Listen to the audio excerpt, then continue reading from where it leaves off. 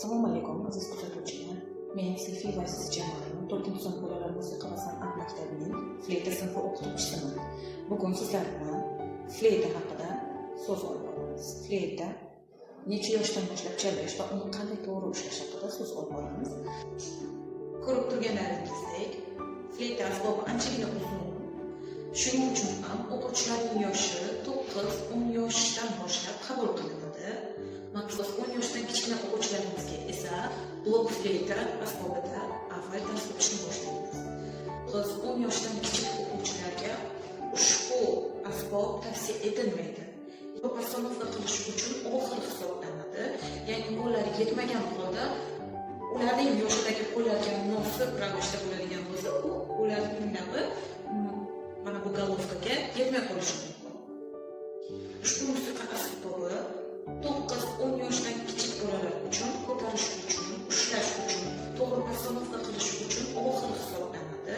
Ya'ni ular yetmagan holda ularning yoshidagi qo'llarga munosib ravishda bo'ladigan bo'lsa, ularning navi mana bu golovkaga yetmay qolishi mumkin. Ya'ni mana bu holatda ular qo'l postanovkasi bo'lib qoladi. Aslida fleyta mana shu turishda ushlanishi lozim.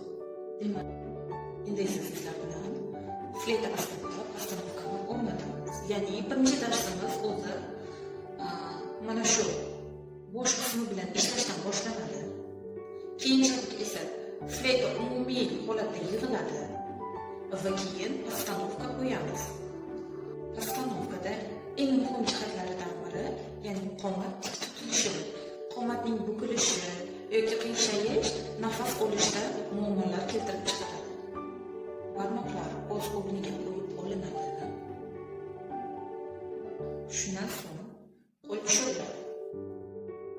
Tushirdik qo'lni va asta-sekinlik bilan ko'taramiz. Eganmiz.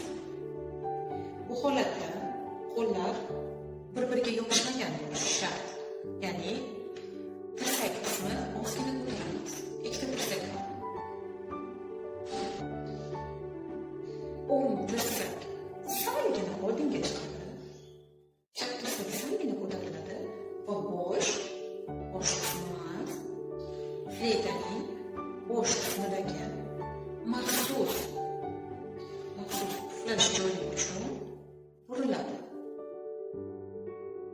Bravo. Va mana shu holatda instrument chalinadi.